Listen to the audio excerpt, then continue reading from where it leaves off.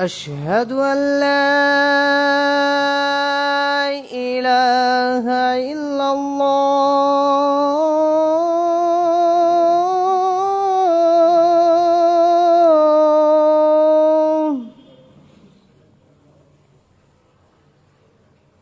أشهد أن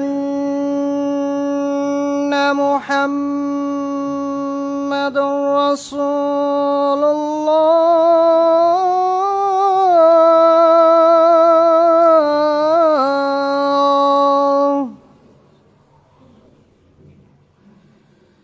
أشهد أن محمد رسول الله.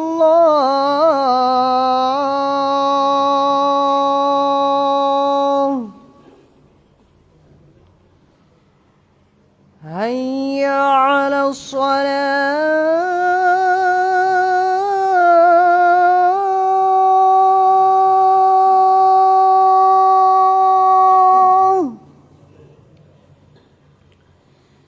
هيا على الصلاة.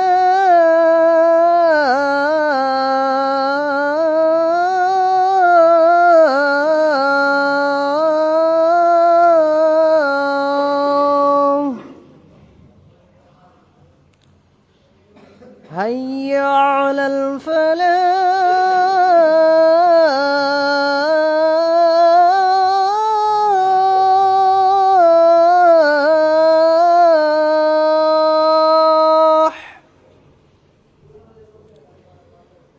هيا على الفلاح.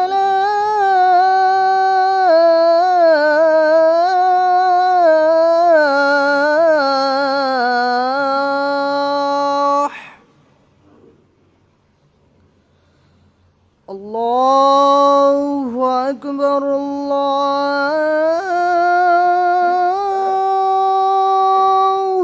أكبر. لا إله إلا الله.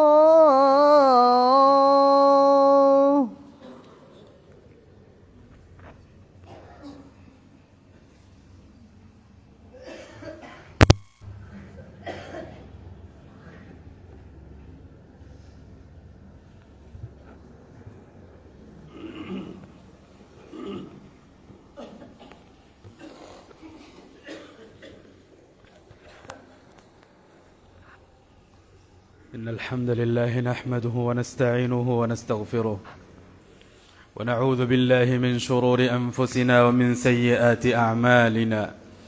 من يهده الله فلا مضل له ومن يضلل فلا هادي له، وأشهد أن لا إله إلا الله وحده لا شريك له، وأشهد أن محمدًا عبده ورسوله. يا أيها الذين آمنوا اتقوا الله حق تقاته ولا تموتن إلا وأنتم مسلمون. يا أيها الناس اتقوا ربكم الذي خلقكم من نفس واحدة وخلق منها زوجها وبث منهما رجالا كثيرا ونساء، واتقوا الله الذي تساءلون به والأرحام إن الله كان عليكم رقيبا. يا أيها الذين آمنوا اتقوا الله وقولوا قولا سديدا يصلح لكم أعمالكم ويغفر لكم ذنوبكم، ومن يطع الله ورسوله فقد فاز فوزا عظيما. أما بعد، فإن خير الحديث كتاب الله، وخير الهدي هدي محمد صلى الله عليه وسلم، وشر الأمور محدثاتها، وكل محدثة بدعة، وكل بدعة ضلالة، وكل ضلالة في النار.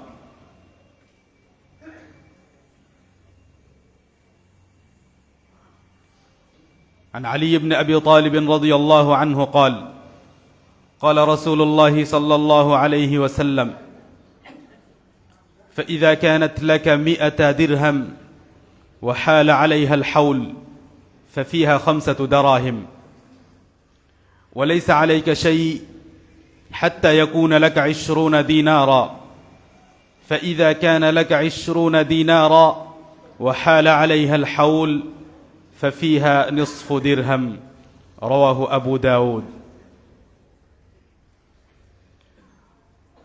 সম্মানিত মসজিদের মুসাল্লিগণ,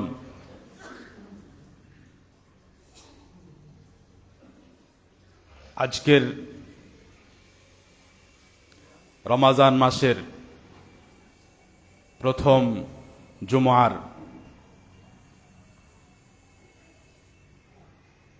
বক্তব্যের বিষয় যাকাত।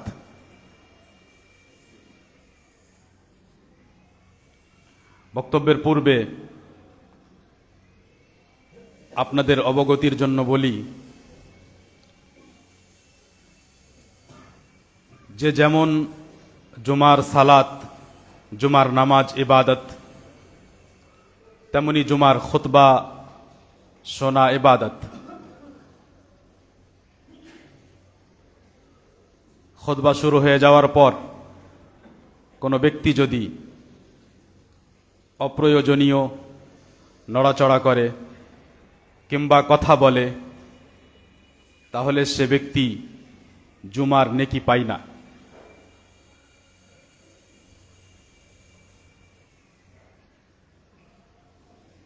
যারা খুতবা শুরু হয়ে যাওয়ার পর ব্যবসা করে, কিছু বিক্রি করে, তাদের ক্রয় বিক্রয় হালাল হয় না। খুতবার পূর্বে যে আজান, সেই আজানের পরে যে কোনো কেনা বেচা হারাম। তাই সেই সময়ের পর আপনি যেটা উপার্জন করবেন, সেই উপার্জন হবে হারাম।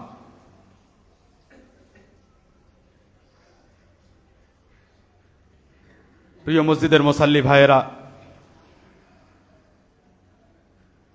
আমরা মুসলিম হিসেবে যেহেতু আল্লাহ তাআলার প্রতি বিশ্বাস রাখি, আখিরাতের প্রতি বিশ্বাস রাখি, যেহেতু আমাদের বিশ্বাস অনুযায়ী মৃত্যুর পর হিসাব হবে, তাই আমাদের চিন্তাধারা অন্যদের চিন্তাধারার মতো হওয়া উচিত নয়। পৃথিবীর অন্যান্য মানুষ, অমুসলিম, কাফের, তারা সম্পদ সম্পর্কে কি চিন্তা রাখে সেটা ভিন্ন, এবং মুসলিম ও মুমিন সম্পদ সম্পর্কে কি চিন্তা রাখবে সেটা ভিন্ন হওয়া উচিত। আল্লাহ সুবহানাহু ওয়া তাআলা এ কথা স্পষ্ট করেছেন যে সম্পদ সম্মানের কারণ নয়, সম্পদ সম্মান ও মর্যাদার প্রমাণও নয়। আল্লাহ তাআলা বলেন, আল্লাহু ইয়াবসুতুর রিজকা লিমান ইয়াশাউ ওয়া ইয়াকদির। যার জন্য চান আল্লাহ তাআলা রুজি প্রশস্ত করেন, যার জন্য চান সংকীর্ণ করে। ওয়া ফারিহু বিল হায়াতিদ দুনিয়া ওয়া মাল হায়াতুদ দুনিয়া ফিল আখিরাতি ইল্লা মাতা। তারা পার্থিব জীবন পেয়ে আনন্দিত, অথচ আখিরাতের তুলনায় পার্থিব জীবনের কোনো অস্তিত্ব নেই। এই হলো আল্লাহ তাআলার পক্ষ থেকে আসা এমন এক চিন্তা, যেটা প্রত্যেক মুসলিম ও মুমিনের হৃদয়ে থাকা উচিত। এবং এই চিন্তা থাকলে কোনো ব্যক্তি ইবাদত এর চাইতে নিজের কাজকে প্রাধান্য দিতে পারে না। আল্লাহ তাআলা বলেন, فأعرض عمن تولى عن ذكرنا ولم يرد إلا الحياة الدنيا ذلك مبلغهم من العلم إن ربك هو أعلم بمن ضل عن سبيله وهو أعلم بمن اهتدى।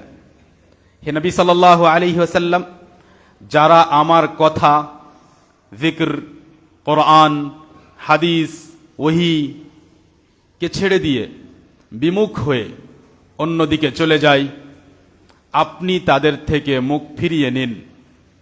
হে নবী সাল্লাল্লাহু আলাইহি ওয়াসাল্লাম, আপনি তাদের থেকে মুখ ফিরিয়ে নিন।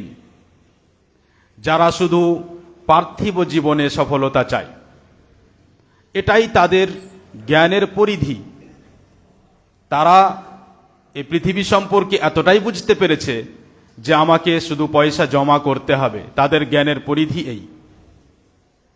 আল্লাহ তাআলা জানেন যে এদের মধ্যে পথভ্রষ্ট কে এবং এদের মধ্যে হেদায়াত প্রাপ্ত কে, এবং এ কথা পূর্বের আয়াতে লক্ষ্য করলে স্পষ্ট হয় যে হেদায়েত প্রাপ্ত হলো সে যে পার্থিব জীবনকে নয় আখিরাতকে প্রাধান্য দেয়। এই চিন্তাধারাকে সাথে নিয়ে আমরা আজ এগিয়ে যাই আজকের বিষয়বস্তুর দিকে। যাকাত বান্দার ওপর আল্লাহ তাআলার পক্ষ থেকে আবশ্যক একটি বিধান এবং কোনো ধরনের কোনো অন্যায় নয়। আল্লাহ তাআলা কোনো বিত্তশালী ব্যক্তির উপর যাকাত ফরজ করে তার উপর অন্যায় করেননি, কারণ সেই ধন সম্পদ আল্লাহ তাআলাই দান করেছেন। কোনো মানুষ যদি মনে করে যে সে নিজের চাতুর্যের কারণে, জ্ঞানের কারণে, দক্ষতা অভিজ্ঞতার কারণে সম্পদ অর্জন করেছে, তাহলে সে আসলে কারুন এর মতো চিন্তাধারা রাখে। মুসলিম এর চিন্তাধারা হবে যে আমার কাছে যা আসছে সেটা কেবলমাত্র আল্লাহ তাআলার পক্ষ থেকে দয়া ও অনুগ্রহ। আমি যে চাতুর্য ব্যবহার করি সেই চাতুর্য আল্লাহ তাআলার পক্ষ থেকে। আমি যখন ব্যবসা করতে পারি তখন ক্ষতি হয় না, কারণ আল্লাহ তাআলা আমার ভাগ্যে তা লেখেননি। তাই প্রত্যেকটি পরিস্থিতিতে মুসলিম ব্যক্তির চিন্তাধারা হবে যে আমার যোগ্যতা, অভিজ্ঞতা, দক্ষতা, পারদর্শিতার কারণে নয়, বরং আল্লাহ তাআলার দয়া ও অনুগ্রহে আমি বিত্তশালী। যখন একজন মুসলিম একথা স্বীকার করবে যে হে আল্লাহ তাআলা, আমাকে যা কিছু দিয়েছো, আমার হাতে যা আছে সব তোমার নেয়ামত, তারপর যখন আল্লাহ তাআলার বিধান আসবে যে হে আমার বান্দা, তোমাকে যে নিয়ামত দিয়েছি এই নিয়ামতের মধ্যে হতে অল্প পরিমাণ আশেপাশের দুরস্থ ব্যক্তি, দুস্থ ব্যক্তি, গরিব ব্যক্তিদেরকে দাও, তখন সে মুমিন বান্দা খুশি হয়ে বলবে যে হ্যাঁ আমার রব, অবশ্যই আমি কিছু অংশ গরিবদেরকে দান করব। কারণ তুমি তো আমাকে অনেক দিয়েছো, তার মধ্য থেকে একটু আমি দান করব না কেন? অবশ্যই আমি তোমার আদেশ পালন করব, তোমার আদেশের সামনে আমি মাথা নত করি। তাই তোমার আদেশ শুনতে মাত্রেই আমি আমার সেই সম্পদের মধ্য হতে অংশ বের করে গরিবদের দান করব। যখন মুসলিম এই চিন্তাধারা নিয়ে বড় হয় না, যখন মুসলিম এমন পরিবেশে জীবনযাপন করে, এমন মানুষের সাথে থাকে যেই মানুষগুলো কাফেরদের মতো চিন্তাধারা রাখে, যাদের চিন্তাধারা হলো কিভাবে শুধু পয়সা জমা করা যাবে, কিভাবে এই পার্থিব জীবনে সুখী হওয়া যায়, এদের সাথে যখন ওঠা বসা করা হয় তখন আমরা যে চিন্তার কথা শুনছিলাম সেই চিন্তা তার ব্রেনে থাকে না। সেজন্য যখন তাকে বলা হয় যে তোমার ওপর আল্লাহ তাআলা যাকাত ফরজ করেছেন, তখন মনে হয় যে এটা কেমন হলো, আমি উপার্জন করলাম, আমাকে সেইখান থেকে অন্য একজন গরিবকে দিতে হবে, এটা কেমন কথা? এই চিন্তাধারা কেন? কারণ আপনার মধ্যে পূর্বে মাল ও ধন সম্পদ সম্পর্কে সঠিক চিন্তাধারা নাই। আপনি যে চিন্তাধারা নিয়ে বড় হয়েছেন সেই চিন্তাধারা কাফেরের চিন্তাধারা। যেই মাল ও সম্পদকে মনে করেন আমি যোগ্যতার ভিত্তিতে অর্জন করেছি, সেটা কারুন বলতো। এবং যেই মাল ও সম্পদের ভিত্তিতে আপনি অহংকার দেখান, এটাও কাফেরদেরই চিন্তাধারা ছিল। প্রত্যেক যুগে নবীদেরকে যারা সম্পদের অহংকার ও দাম্ভিকতা দেখিয়েছে তারা কাফের ছিল। কখনো নবীর অনুসারী যারা, তারা নবীদেরকে বলেনি যে আমরা সম্পদশালী, বিত্তশালী, তাই আপনার কথা শুনবো না। এ কথা তারা বলতো যারা কাফের। তারা বলতো যে তোমাদের কথা কেন শুনবো, তোমার যারা অনুসরণ করে এরা তো সব গরিব ফকির, আমরা তো বিত্তশালী। তাই এখন যদি কোনো মুসলিম ব্যক্তি মনে করে যে আমি আমার মাল সম্পর্কে এ বিধান শুনতে চাই না, যে আমার মালের মধ্যে কত পরিমাণ মাল হলে আমাকে সেখান থেকে যাকাত বের করতে হবে, তাহলে তাদেরকেই উদ্দেশ্য করে আল্লাহ তাআলা বলেন ওয়াল্লাযীনা ইয়াকনিজুনা আয-যাহাবা ওয়াল-ফিদ্দা ওয়ালা ইউনফিকুনাহা ফী সাবিলিল্লাহ ফাবাশশিরহুম বিআযাবিন আলীম। এবং ভালোভাবে শুনে নাও, যে যারা জমা করে রাখে সোনা ও চাঁদিকে, যারা জমা করে রাখে সম্পদকে এবং এই সম্পদ আল্লাহর রাস্তায় খরচ করে না, অর্থাৎ ওয়াজিব হক ও অধিকার আদায় করে না, এবং ওয়াজিব ও হকের মধ্যে যাকাত অবশ্যই যারা আদায় করে না, তাদেরকে কঠিন এবং কষ্টদায়ক শাস্তির সংবাদ দাও। আল্লাহ তাআলা এরপরে বলেন, ইয়াউমা ইউহমা আলাইহা ফি নারি জাহান্নাম ফাতুকওয়া বিহা জিবাহুহুম ওয়া জুনুবুহুম ওয়া যুহুরুহুম। যেদিন কিয়ামতের দিন তাদের জমা করা, তাদের সঞ্চিত এই সম্পদকে আগুনে উত্তপ্ত করা হবে, আগুনে গরম করা হবে, আর তারপর সেই সম্পদ, সেই উত্তপ্ত আগুনে উত্তপ্ত করা সম্পদ দিয়ে তাদের কপাল, তাদের পার্শ্ব এবং তাদের পিঠে দাগ দেওয়া হবে এবং তাদেরকে বলা হবে, হাযা মা কানাজতুম লিআনফুসিকুম, এই হলো সেই সম্পদ যা তোমরা জমা করে রেখেছিলে। ফাযুকু মা কুনতুম তাকনিজুন, যা তোমরা সঞ্চয় করে রাখতে আর হক আদায় করতে না, যাকাত আদায় করতে না, তার পরিণাম আজ সহ্য করো। عن أبي هريرة رضي الله عنه قال قال رسول الله صلى الله عليه وسلم ما من صاحب ذهب ولا فضة لا يؤدي منها حقها إلا إذا كان يوم القيامة صفحت له صفائح من نار فأحمي عليها في نار جهنم فيكوى بها جبينه وجنبه وظهره في يوم كان مقداره 50,000 سنة حتى يقضى بين العباد فيرى سبيله إما إلى الجنة وإما إلى النار رواه مسلم। যারা সোনা ও চাঁদি ও সম্পদ জমা করে রাখে এবং তার হক আদায় করে না, যাকাত আদায় করে না, কিয়ামতের দিন এই সোনা ও চাঁদি ও সম্পদকে পাত তৈরি করা হবে, আগুনের পাত তৈরি করা হবে, আগুনের শীট তৈরি করা হবে এবং সেই পাত ও শীটের মাধ্যমে তার পার্শ্বকে, তার কপালকে এবং পিঠকে দাগ দেওয়া হবে, তাকে কষ্ট দেওয়া হবে এবং এই কষ্ট চলমান থাকবে এমন এক সময়ে, যেই সময়ের একদিন আমাদের পার্থিব জীবনের 50,000 দিনের সমান, 50,000 বছরের সমান। সেখানে যদি একদিন এই শাস্তি দেওয়া হয়, তাহলে সেই একদিন হবে 50,000 বছর সমান এবং এই শাস্তি চলতে থাকবে যতক্ষণ না বান্দাদের মাঝে বিচার হয়ে যাবে। তারপরে এই ব্যক্তি হয় জান্নাতে যাবে, না হয় জাহান্নামে যাবে। অর্থ হলো এই, যে কোনো ব্যক্তি যদি তার মালে, তার সম্পদে, তার ফসলে, তার টাকা পয়সায়, তার ব্যবসার মালে যদি যাকাত ওয়াজিব হওয়ার পরেও আদায় না করে, তাহলে সেই ব্যক্তিকে ফয়সালা হওয়ার পূর্বেই, জান্নাত ও জাহান্নামের বিচার হওয়ার পূর্বেই তার সম্পদের মাধ্যমে তাকে শাস্তি দেওয়া হবে। গরু ছাগলের বিষয়ে, আরো অন্যান্য পশু প্রাণীর বিষয়ে আলাদা হাদিস বর্ণিত হয়েছে, কিন্তু আমরা উল্লেখ করলাম না, কারণ সাধারণত আমাদের কাছে, মুসলিমদের কাছে এত পরিমাণ গরু ছাগল হয়তো থাকে না যাতে যাকাত ওয়াজিব হয়।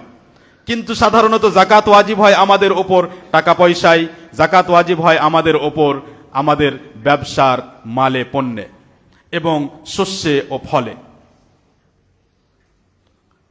সম্মানিত দিনী ভাইয়েরা, আল্লাহ সুবহানাহু ওয়া তাআলা যে বিধান যাকাত হিসেবে আমাদেরকে দিয়েছেন, এই বিধান খুব সূক্ষ্মভাবে বোঝার প্রয়োজন আছে। প্রত্যেক মুমিন ব্যক্তির এ দায়িত্ব, বিশেষ করে যার কাছে সম্পদ আছে, কিছু না কিছু সম্পদ আছে, যে কত পরিমাণ সম্পদ হলে আমার ওপর যাকাত ফরজ হয়। আব্দুল্লাহ ইবনে আমর রাদিয়াল্লাহু আনহু বলেন, আলী ইবনে আবি তালিব রাদিয়াল্লাহু আনহু বলেন যে রাসূল সাল্লাল্লাহু আলাইহি ওয়াসাল্লাম বলেছেন, فإذا كانت لك 100 درهم وحال عليها الحول ففيها 5 دراهم। যদি তোমার কাছে 200 দিরহাম থাকে আর ওই 200 দিরহাম 1 বছর ধরে জমা থাকে, তাহলে সেই 200 দিরহামের মধ্য হতে 5 দিরহাম তোমাকে যাকাত বের করতে হবে। ওয়ালাইসা আলাইকা শাইউন হাত্তা ইয়াকুনা লাকা 20 দিনারা। এবং স্বর্ণের ব্যাপারে, সোনার বিষয়ে তোমার উপরে যাকাত ওয়াজিব হবে যখন তোমার কাছে 20 দিনার, 20 দিনার তোমার কাছে জমা হবে। যখন 20 দিনার তোমার কাছে জমা হবে, ফাফিহা নিসফু দিনার, সেখানে তোমাকে অর্ধেক দিনার যাকাত হিসাবে দিতে হবে। প্রিয় দিনী ভাইয়েরা, 200 দিরহাম এবং 20 দিনার এই পরিমাণ এই যুগের নয়। সেজন্য এই যুগ অনুযায়ী বোঝার প্রয়োজন আছে যে 20 দিনার সমান কত এবং 200 দিরহাম সমান কত। এ বিষয়ে ওলামার যেই মতটি বেশি ভালো এবং যেই মতটি গ্রহণ করলে গরিবদের বেশি লাভ ও উপকার হবে, যেটা জাকাতের বিষয়ে সবসময় লক্ষণীয়, সেটি হলো যে কোনো ব্যক্তির কাছে 200 দিরহাম অর্থাৎ 595 গ্রাম যদি চাঁদি থাকে, 595 গ্রাম চাঁদিকে ভরি হিসাবে কনভার্ট কেউ করতে পারে, কিন্তু গ্রাম হিসেবে 595 গ্রাম। কোন ব্যক্তির কাছে যদি স্বর্ণের 85 গ্রাম থাকে, 85 গ্রাম সোনা থাকে, তাহলে সেই ব্যক্তির সেই সোনায় জাকাত ওয়াজিব হবে। এবং রাসূল সাল্লাল্লাহু আলাইহি ওয়াসাল্লামের হাদিস অনুযায়ী তাকে 2.5% তাকে সেখান থেকে বের করতে হবে, সেই সোনা হতে এবং সেই চাঁদি হতে।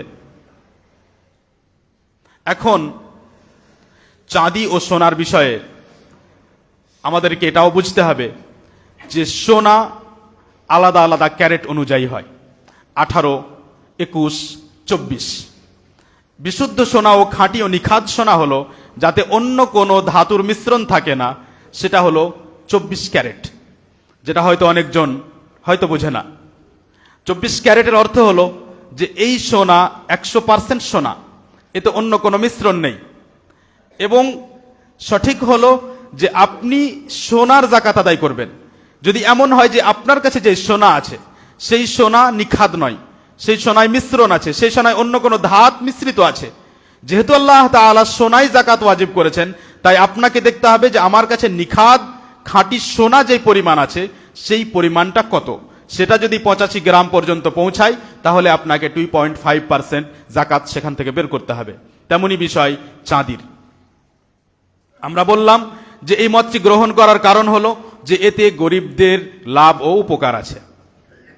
এখন যদি কোনো ব্যক্তি বলে যে আমার কাছে চাঁদি আছে কিন্তু পয়সাও আছে, কিন্তু চাঁদি আমার 595 গ্রাম নেই, 100-200 গ্রাম আছে, চাঁদি পরিমাণে পৌঁছায়নি, নেশাবে পৌঁছায়নি, 595 গ্রাম থেকে কম আছে, কিন্তু আমার কাছে পয়সা আছে, তাহলে বলবো যে সেই পয়সা আর আপনার কাছে যেই পরিমাণ চাঁদি আছে সেই পরিমাণ চাঁদির যখন আপনি জাকাত আদায় করতে যাচ্ছেন, 1 বছর হয়ে গেছে, সেই সময়ে সেই চাঁদির মূল্য কি সেই মূল্য যোগ করবেন আপনার কাছে যে পয়সা আছে সেই পয়সার সাথে। যদি উভয় মিলে 595 গ্রাম চাঁদির মূল্য হয়ে যায় তাহলে আপনার ওপর জাকাত ফরজ হয়ে যাবে। এখান থেকে কথা স্পষ্ট হয় যে কোনো ব্যক্তির কাছে যদি চাঁদিও না থাকে, সোনাও না থাকে, শুধু পয়সা থাকে, তাহলে তার ওপর জাকাত ওয়াজিব হবে কখন। এ বিষয়ে কোনো ব্যক্তি বলতে পারে যে আমি যদি সোনা অনুযায়ী দেখি তাহলে যতক্ষণ না 85 গ্রাম সোনার মূল্য আমার কাছে জমা হয়েছে পয়সা রূপে, ততক্ষণ আমার ওপরে জাকাত ওয়াজিব হয়নি। আর যদি আমি চাঁদি অনুযায়ী দেখি তাহলে যতক্ষণ না 595 গ্রাম চাঁদির মূল্য হয়েছে ততক্ষণ পর্যন্ত জাকাত ওয়াজিব হয়নি। এখন প্রশ্ন হলো যে আপনি 595 গ্রাম চাঁদির মূল্য দেখুন খুব অল্প, কিন্তু সেইখানে 85 গ্রাম সোনার মূল্য অনেক বেশি। তাই যদি আপনি বলেন যে আমি ততক্ষণ পর্যন্ত আমার মালের জাকাত দেব না যতক্ষণ না সোনার পরিমাণে পৌঁছাবে, সোনার নেশাবে পৌঁছাবে, তাহলে গরিবদের হক নষ্ট হবে। সেই জন্য এই বিষয়ে বেশি উত্তম হলো এবং বেশি সঠিক মত হলো, কারণ এতে গরিব দুঃখীদের মিসকিনদের উপকার আছে, যে আপনি চাঁদিকে দেখবেন, আপনি দেখবেন যে আপনার কাছে যে পয়সা আছে সেই পয়সার মূল্য কি 595 গ্রাম চাঁদির সমান হয়েছে। যদি হয়েছে তাহলে আপনাকে জাকাত আদায় করতে হবে। এবং লক্ষণীয় বিষয় হলো যে যেই পয়সা, এখন ধরুন যে চাঁদির 595 গ্রামকে যদি আমরা ভরিতে রূপান্তরিত করি তাহলে প্রায় 91 ভরি থেকে কিছু বেশি হতে পারে। এটার মূল্য যদি 91,000 হয়, 51,000 হয়, 51 ভরি থেকে কিছু বেশি হবে।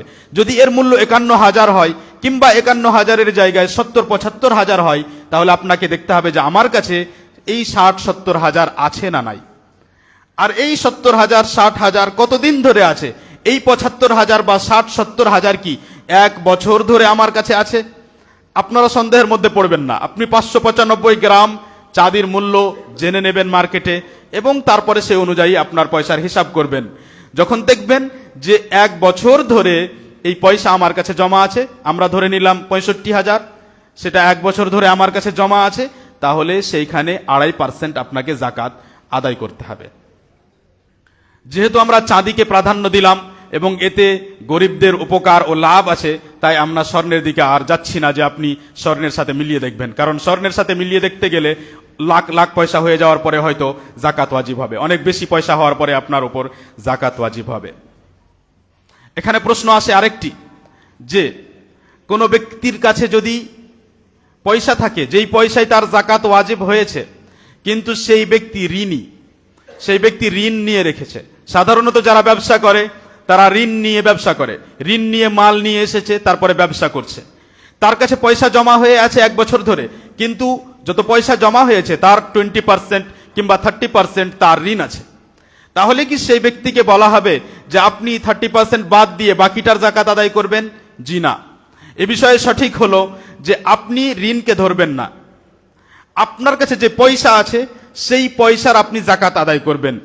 ঋণের বিষয় হলো যে আপনি যদি সত্যি ঋণের কারণে পয়সা বাদ দিতে যাচ্ছেন, তাহলে আপনার জন্য সোজা রাস্তা হলো যে আপনি ঋণ পরিশোধ করেন।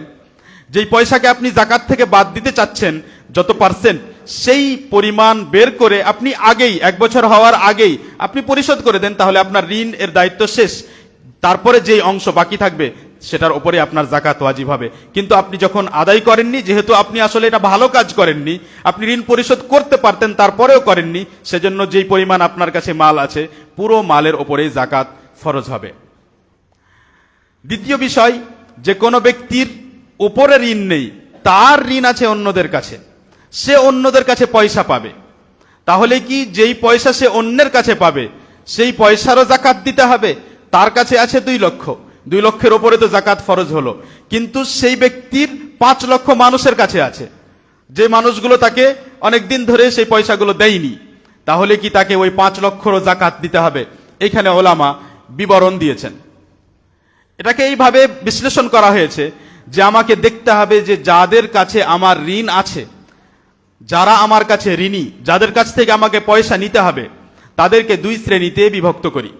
প্রথম শ্রেণী এমন মানুষ যার কাছে আমি চাইলেই, তাকে বললেই সে সাথে সাথে 1 দিনের মধ্যে 2 দিনের মধ্যে সাথে সাথে সেই পয়সা আমাকে দিয়ে দিতে পারবে। যদি দিয়ে দিতে পারে তাহলে সেই মালকে আপনি নিজের মাল হিসেবে ধরবেন। কেন? কারণ সেটা যেন আপনারই মাল, শুধু আপনার কাছে নেই, আপনার হাতে নেই, কিন্তু আপনি যে কোনো সময় চাইলে সেই মাল হাসিল করতে পারছেন। তাই ওই মালকে আপনার জাকাতের সাথে যুক্ত করে পূর্ণ মালে জাকাত ফরজ হবে। কিন্তু যদি এমন হয় যে আপনার মাল গরিবদের কাছে আছে, তাহলে এই বিষয়ে একটি বিধান শুনুন। আল্লাহ সুবহানাহু ওয়া তাআলা বলেন, ওয়া ইন কানা যু উসরাহ ফানাযিরাতুন ইলা মাইসারাহ। আপনি ঋণ দিয়েছেন, ঋণ দিয়ে উপকার করেছেন, কিন্তু ঋণ দিয়ে উপকার করার পরে আমরা অনেক সময় অন্যায় করি, জুলম করি। আর সেই জুলম হলো যে আমি জানি যে এই ব্যক্তি গরিব, এই ব্যক্তি ব্যবস্থা করতে পারেনি, আমি তার সাথে অন্যায় করি, তাকে কটু কথা বলি, তার সাথে ন্যায় অন্যায় কথা বলি এবং জুলুম করি, অনেক সময় তাকে কোনো কিছু বিক্রি করতে বাধ্য করি, আর সেই ঋণ নিজের আদায় করে আসি। এটা আল্লাহ তাআলার বিধান নয়, এটা মুসলিমের পরিচয় নয়, এটা আসলে অহংকারীদের পরিচয়। মুসলিমের জন্য আল্লাহ তাআলার বিধান হলো যে যদি সে সংকীর্ণতায় থাকে, দারিদ্র্যের মধ্যে থাকে, কোনো সমস্যায় থাকে, পয়সা জমা করতে পারেনি, তাহলে তাকে যতক্ষণ না সে সচ্ছল হচ্ছে ততক্ষণ পর্যন্ত তাকে সময় দেওয়া আবশ্যক। ফানাযিরাতুন ইলা মাইসারাহ, যতক্ষণ না তার কাছে পয়সার ব্যবস্থা হচ্ছে ততক্ষণ পর্যন্ত হে ঋণ দানকারী, যে ঋণ দিয়েছো, তোমার উপরে আবশ্যক যে তুমি নিজের মুসলিম ভাইকে সময় দেবে, এটা তোমার উপরে ওয়াজিব, ফরজ। আপনি বলবেন যে পয়সা তো আমার, কিভাবে আমার উপরে আবশ্যক হলো যে আমি তাকে সময় দেব? এই জন্য আবশ্যক হলো কারণ আপনি উপকার করেছেন, এখন সে সমস্যায় আছে, তাই আপনাকে এই বিধান গ্রহণ করতে হবে, যেহেতু আপনি দিয়েছেন। যদি আপনি না দিতেন তাহলে আপনার উপরে আবশ্যক ছিল না, আপনার উপরে ঋণ দেওয়া আবশ্যক নয়, কিন্তু ঋণ যখন দিয়েছেন তখন আপনাকে তারপরে ওই ব্যক্তির উপরে অন্যায় করার কোনো অধিকার নেই। আপনি ঋণ দিয়েছেন কেন? যখন আপনি ঋণ দিয়েছেন তখন সময় দিতে হবে, যদি সে আসলে সমস্যায় থাকে। আর যখন আপনি যদি মনে করেন যে না আমি ঋণ দিতেই চাই না, হয়তো আমারই নিজের প্রয়োজন হতে পারে, তাহলে আপনার উপরে ঋণ দেওয়া আবশ্যক নয়। আপনি এমন করতে পারেন যে তাকে কিছু পয়সা দিয়ে দিলেন, সহযোগিতা করে দিলেন, আল্লাহ তাআলা হয়তো আপনার কোনো কষ্ট দূর করলেন দুনিয়া ও আখিরাতে। কিন্তু যখন আপনি ঋণ দিয়েছেন তখন তাকে সময় দিতেই হবে। এখন গরিব ব্যক্তি যদি গরিব ব্যক্তির কাছে আপনার ঋণ থাকে তাহলে সেটাকে আপনি আপনার মাল হিসাবে গণ্য করবেন না, কারণ সেটাকে যদি আপনি নিতে যান তাহলে নিতে পারবেন না, কারণ সে দিতে পারবে না। এখন 5 বছর ধরে তার কাছে সেই পয়সা থাকলো, 5 বছর পরে সে যখন সেই পয়সা আপনাকে ফিরিয়ে দেবে, তখন সঠিক হলো যে আপনি 1 বছরের যে পয়সা যখন পেয়েছেন আপনি 1 বছরের জাকাত আদায় করবেন, পূর্বের বছরগুলোর নয়। এটাতে সাবধানতা রয়েছে, তাই আপনি 1 বছরের জাকাত আদায় করবেন, তারপরে সেই মাল, বাকি মাল আপনার হবে। প্রশ্ন আসে যে আমার কাছে সোনা চাঁদি আছে, কিন্তু ব্যবহার করে আমার স্ত্রী, কানে ব্যবহার করে, নাকে ব্যবহার করে, পায়ে ব্যবহার করে, গলায় মালা হিসেবে ব্যবহার করে। এ বিষয়ে একাধিক হাদিস বর্ণিত হয়েছে, যার মধ্যে প্রত্যেকটি হাদিসের মধ্যে কোনো না কোনো দুর্বলতা আছে।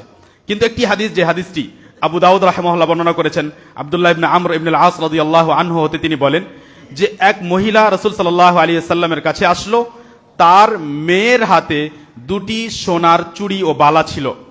রাসূল সাল্লাল্লাহু আলাইহি ওয়াসাল্লাম বললেন, আমরা শব্দ ছেড়ে দিচ্ছি সময়ের কারণে, রাসূল সাল্লাল্লাহু আলাইহি ওয়াসাল্লাম বললেন যে তুমি কি যাকাত দাও? সে বলল না। নবী সাল্লাম বললেন, তুমি কি চাও যে এই 2 চুড়ির বদলে আল্লাহ তাআলা কিয়ামতের দিন তোমাকে জাহান্নামের চুড়ি পরাবেন? তখন সাথে সাথে সেই মহিলা সেই 2টি চুড়ি খুলে দিয়ে বলে, হুমা লিল্লাহি ওয়া রাসূলে, আল্লাহ ও রাসূলকে দান করে দিলাম।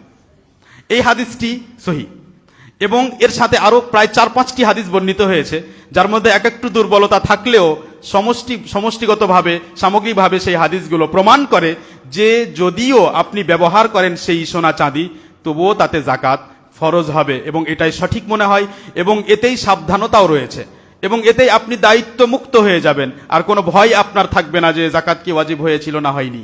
তাই সঠিক হলো যে আপনি জাকাত আদায় করবেন যদিও আপনি সেটা ব্যবহার করেন।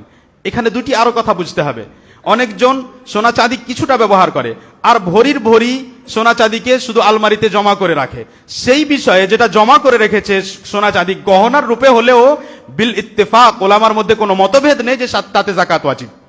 শুধু মতভেদ হয়েছে সেইখানে যেটা কানে নাকে সে সবসময় ব্যবহার করছে, যেটাকে তুলে রেখেছে, 1টি ব্যবহার করে, 5টি তুলে রেখেছে, যেটা হয়তো বছরে কোনো একদিন ব্যবহার করে, সেই সোনা চাঁদি, সেই বালা চুড়ির ওপরে কোনো মতভেদ ছাড়াই জাকাত ওয়াজিব, তাতে আলেমদের মধ্যে কোনো মতভেদ নেই।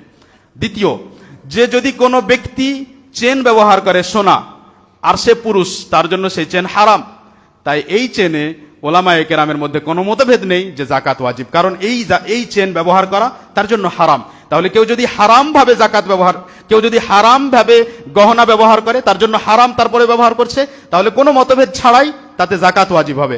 আর কেউ যদি ব্যবহার করে অল্প কিছু আর বাকিটা জমা করে রাখে, জমা করা যেটা, সেটাতে জাকাত ওয়াজিব হবে কোনো মতভেদ ছাড়াই। আর যেটা ব্যবহার করছে তাতেও সঠিক হলো যে তাতেও জাকাত ওয়াজিব হবে, এবং এটাই হবে বেশি সাবধানতার রাস্তা। আল্লাহ তাআলা আমাদেরকে তৌফিক দান করুন।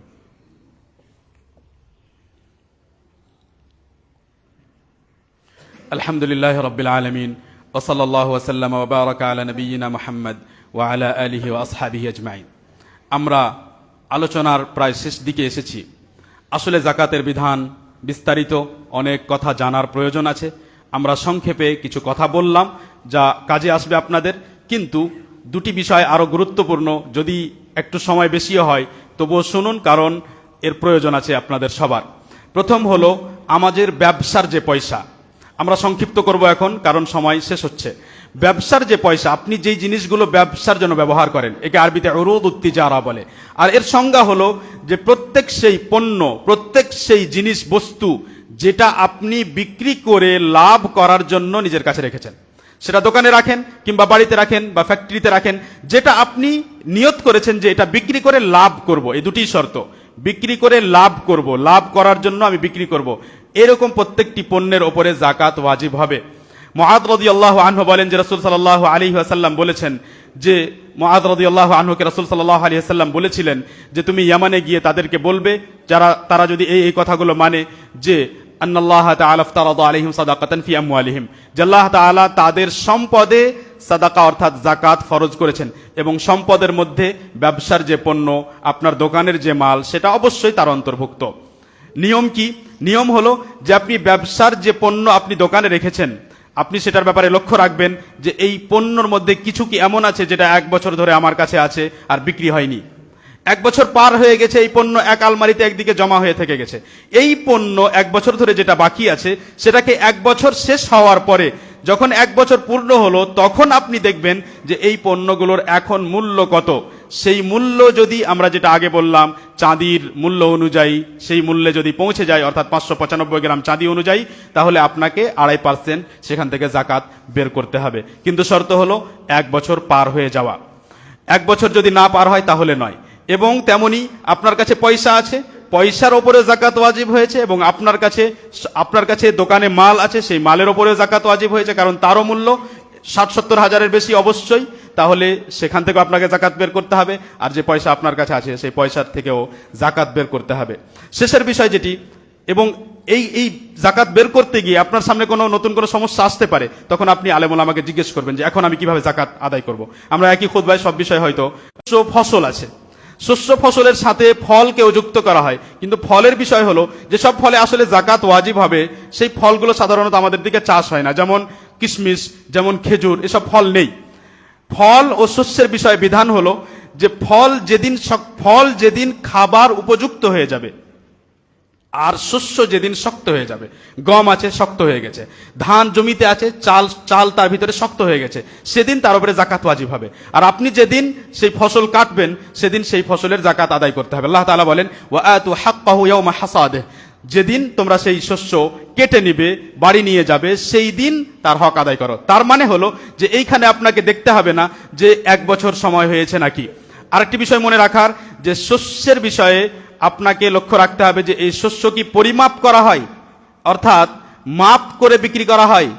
মাপ করার বিষয়ে এখন বলবেন যে সবই তো ওজন করা হচ্ছে। মাপ করা মানে যেমন চাউল আগে কাঠ হাতে মাপ করা হতো, কাঠের বা কিছু একটা জিনিস থাকতো ওর মধ্যে, একটা পাত্র থাকতো ওর মধ্যে দিয়ে সেভাবে পরিমাপ করা হতো। তো যদি পরিমাপ করা জিনিস হয়, পরিমাপ করা পণ্য হয়, যদিও এখন ওজনে বিক্রি করা হচ্ছে, তাহলে সেই পণ্যের উপরে জাকাত ওয়াজিব হয়। যেমন গম, চাউল, তারপরে ধান, তারপরে ডাল, কলাই, যেগুলো সব সাধারণত চাষ হয়। আর ফলের বিষয়েও শর্ত হলো, আর শস্যের বিষয়েও শর্ত হলো যে যেন সেটাকে জমা করে রাখা যায়। যেমন কলা, যেমন লেবু, এগুলো জমা করে রাখা যাবে না 1 বছর ধরে। আপেল 1 বছর ধরে জমা করে রাখা যাবে না। উদ্দেশ্য এটা নয় যে জমা করে রাখা যাবে না, এখন হয়তো রাখা যাচ্ছে। উদ্দেশ্য হলো যে রাখা হয় না এতদিন ধরে, খারাপ হয়ে যায় সাধারণত। এখন আপনি ফ্রিজের মাধ্যমে বা অন্য মাধ্যমে, সেটা উদ্দেশ্য নয়।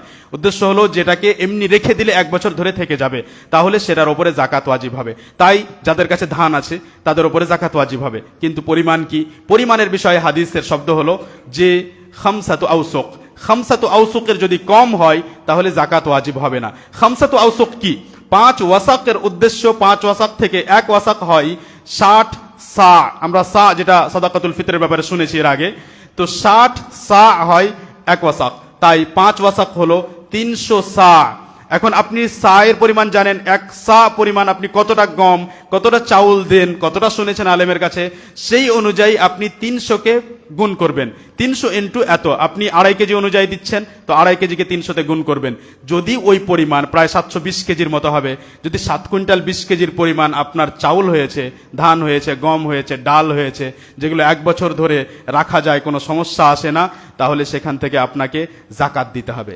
এখন কতটা জাকাত দিতে হবে এই বিষয়ে হাদিসের শব্দ ছেড়ে দিয়ে আমরা বলি যে রাসূল সাল্লাল্লাহু আলাইহি ওয়াসাল্লাম বলেন যে যদি আপনার জমি এমন হয় যাতে আপনাকে খরচ করতে হয়, মেশিন দিয়ে পানি দিতে হয়, আরো কোনো কষ্ট করে সেখানে পানি দিতে হয়, তার ব্যবস্থা করতে হয়, সেচ করতে হয়, তাহলে আপনাকে দিতে হবে রুবুল উশর, নিসফুল উশর। নিসফুল উশরের মানে হলো 20 ভাগের 1 ভাগ, 20 ভাগের 1 ভাগ। আর যদি এমন জমি হয়, এমন ফসল হয় যেটা সাধারণত হয় না হয়তো এখন, যে বৃষ্টির পানিতেই সেই ফসল হয়ে গেছে, পুরো বৃষ্টির পানিতেই হয়ে গেছে, কিংবা আশেপাশে নদী নালা আছে, যেই নদী নালার কারণে আপনাকে আর মেশিনের প্রয়োজন হয়নি, আপনাকে সেখান থেকে পানি নিয়ে আসতে হয়নি, আপনি শুধু কোনো এক জায়গায় কেটে দিয়েছেন, পানি খুব সহজেই আপনার জমিতে চলে এসেছে, যদি এমন হয় তাহলে আল উশর অর্থাৎ 10 ভাগের 1 ভাগ। তো মনে রাখার বিষয় হলো যে যদি সহজে কোনো কষ্ট ছাড়া, কোনো পয়সা ব্যবহার করা ছাড়া, কোনো মেশিন ব্যবহার করা ছাড়া যদি আমি সেচ করতে পারি আর আমার ফসল হয়, তাহলে 10 ভাগের 1 ভাগ ওই পরিমাণ, অর্থাৎ 720 কেজি প্রায়, অর্থাৎ 300 সা পরিমাণ গেলে আপনাকে জাকাত দিতে হবে। আর তার আগে যে শর্ত বললাম সেই শর্তের সাথে। আর যদি এমন হয় যে না, আমার জমি এমন নয়, বরং আমার জমিতে আমাকে কষ্ট করতে হয়, পানি আমাকে অন্য জায়গা থেকে নিয়ে আসতে হয় বা মেশিন ব্যবহার করতে হয়, তাহলে আপনাকে 20 ভাগের 1 ভাগ জাকাত বের করতে হবে। শেষে বলি যে আমরা সবাই আমাদের দিনকে ভালোভাবে বোঝার চেষ্টা করি। জাকাত আমাদের দ্বীনে ইসলামের গুরুত্বপূর্ণ একটি পিলার ও স্তম্ভ, এবং প্রত্যেক ব্যক্তির দায়িত্ব, মুসলিম ব্যক্তির দায়িত্ব যে সে নিজের ব্যাপারে, নিজের সম্পদ সম্পর্কে জানবে যে আমার উপরে জাকাত ওয়াজিব হলো কিনা। শেষে আরেকটি কথা চলে আসলো, এখন অনেকজন জমি জায়গার ব্যবসা করে। যারা জমি জায়গার ব্যবসা করে মনে করে আমি তো জমি কিনে রেখেছি, এটা তো জমির ওপরে তো কোনো জাকাত ওয়াজিব নেই। কিন্তু ওই জমি যে আপনি কিনে রেখেছেন, সেই জমি আসলে ব্যবসার জন্য কিনেছেন। তো এই কথা মনে রাখতে হবে যে প্রত্যেকটি জিনিস যা আপনি ব্যবসার জন্য রেখেছেন কিনে, যেটাকে আপনি বিক্রি করে লাভ পেতে চান, সেটাতে জাকাত ওয়াজিব হবে। তাহলে আপনাকে ওই জমি যদি 1 বছর ধরে আপনার কাছে থাকে, তারপরে আপনি বিক্রি করতে যাচ্ছিলেন, তো আপনি যদি জাকাতের ভয় আগে বিক্রি করছেন, সেটা আপনার বিষয়, আল্লাহ তাআলার সাথে আপনি বুঝবেন। কিন্তু যদি 1 বছর পার হয়ে যায়, তাহলে আপনি মূল্য তার নির্ধারণ করে 2.5% অনুযায়ী, অর্থাৎ পয়সা অনুযায়ী সেটার জাকাত বের করবেন। আল্লাহ তাআলা আমাদের সকলকে দ্বীন ইসলাম বুঝার তৌফিক দান করুন, এবং তার দ্বীনের প্রত্যেকটি বিধানকে ভালোবাসার সাথে, তার সম্মানের সাথে গ্রহণ করার তৌফিক দান করুন, এবং সে অনুযায়ী জীবনযাপন করার তৌফিক দান করুন, এবং আমাদেরকে সুষ্ঠুভাবে এ রমাজান মাসের রমাজানের রোজা পালন করার তৌফিক দান করুন। যারা জাকাত রমাজানে আদায় করতে চান তারা আদায় করতে পারেন, কিন্তু আমরা যেমন বললাম যে যদি 1 বছর না হয় তাহলে জাকাত ওয়াজিব হয়নি। কিন্তু আপনি যদি কিছুদিন আগে আদায় করতে চান তাহলে করতে পারেন, এমনকি 2 বছর পূর্বেও আদায় করার অনুমতি নবী সাল্লাল্লাহু আলাইহি ওয়াসাল্লাম হতে প্রমাণিত। ওয়া সাল্লাল্লাহু ওয়া সাল্লাম ওয়া বারাকা আলা নবিয়িনা মুহাম্মদ ওয়া আলা আলিহি ওয়া